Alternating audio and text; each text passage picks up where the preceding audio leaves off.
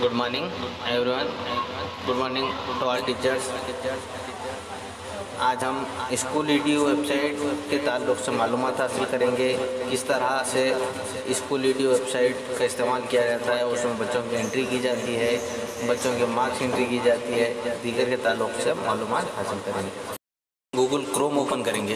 Google Chrome में हम हमारा वेबसाइट school.edu.telangana.gov.in/isms/ क्लिक करेंगे,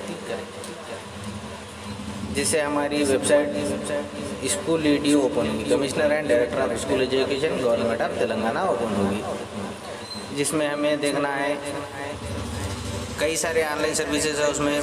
तो हम स्टूडेंट इन्फॉर्मेशन है, टीचर्स इन्फॉर्मेशन है, CDR डोनर पोर्टल है, ई मैगजीन्स है। हम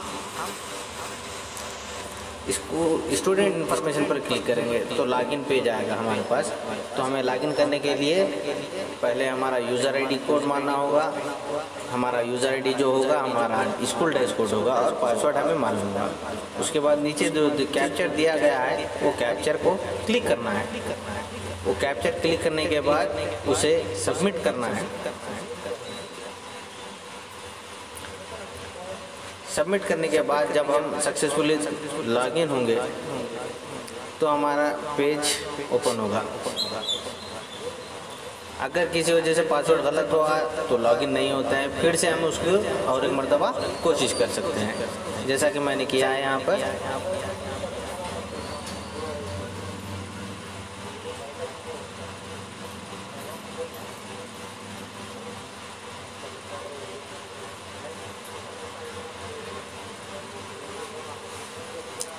इसी के फौरी बाद है ना, फिर से एक नया वेब पेज ओपन होगा जो कि हमारी स्कूल लॉगिन होगा, जिसमें दो ऑप्शन है, होम, लॉग आउट। इसके अलावा teachers information, student information, CC remedial exam service, text books and donor करना।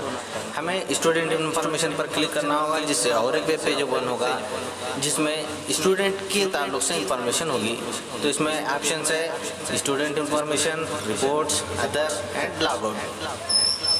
हम स्टूडेंट इन्फॉर्मेशन में देखेंगे कि क्या क्या सर्विसेज है। स्टूडेंट सर्च डिटेल्स है, एक्टिव ड्रॉप आउट है, TC इशू है, स्टूडेंट एजुकेशन रिसोर्स है, इमिग्रेशन रजिस्ट्रेशन फॉर्म है। तो अब हम उसके बाद देखेंगे रिपोर्ट्स में स्टूडेंट ई रिसोर्स स्टेटस है। अदर्स में जाकर हम पासवर्ड फिर से बदल सकते हैं अगर बदलना चाहते हैं तो। उसके बाद हम देखेंगे student search details. Student search details में क्या होता है, हम स्टूडेंट को by Aadhaar, by student ID, by student details enter करते हुए हम स्टूडेंट कहाँ पढ़ रहा है उसके ताल्लुक से मालूम कर सकते हैं।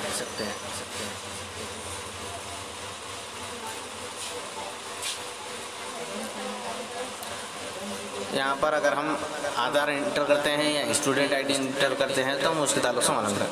उसके बाद है active to drop out service. हम drop out service, drop out या TC इशू जिसकी हो चुकी है, कौन सी क्लास की है, हम उसे सर्च कर सकते हैं। उसके बाद है TC issue drop out to active service है। इसमें हम आधार कार्ड मार सकते हैं या डिस्ट्रिक्ट, मंडल, स्कूल, जहाँ से हम रिक्वेस्ट ले सकते हैं। आधार नंबर मारकर हम चेक कर सकते हैं कि वो कौन से स्कूल में पढ़ रहा है, वहाँ से हम TC इशू के लिए रिक्वेस्ट लगा सकते हैं। उसके बाद स्टूडेंट ई रिसोर्स सर्विसेज है, जिसमें हम क्लास सेलेक्ट करेंगे, सबमिट करेंगे तो प्रोफार्मा आएगा। उसमें है ना बच्चों के ई एजुकेशन रिसोर्सेज जो भी है उसे हमें एंट्री करना होगा। उसके बाद हम आज टीचर स्टूडेंट इन्फॉर्मेशन देख चुके हैं। इसके बाद हम CCE देखेंगे। CCE रिमेडियल एग्जाम सर्विसेज में क्या क्या होता है उसे देखेंगे। CCE रिमेडियल टीचिंग में CCE में FA1, FA2, SA1, FA3, FA4, SA2 के सर्विसेज होते हैं। उसमें मार्क्स एंट्री किए जाते हैं, ग्रेड्स, उसे एडिट भी किया जा सकता है। CC की रिपोर्ट जिसमें टीचर्स की डिटेल्स होती हैं, जहाँ से हम रिपोर्ट्स भी हासिल कर सकते हैं, पासवर्ड चेंज कर सकते हैं और लॉग आउट कर सकते हैं। Teachers information detail system teacher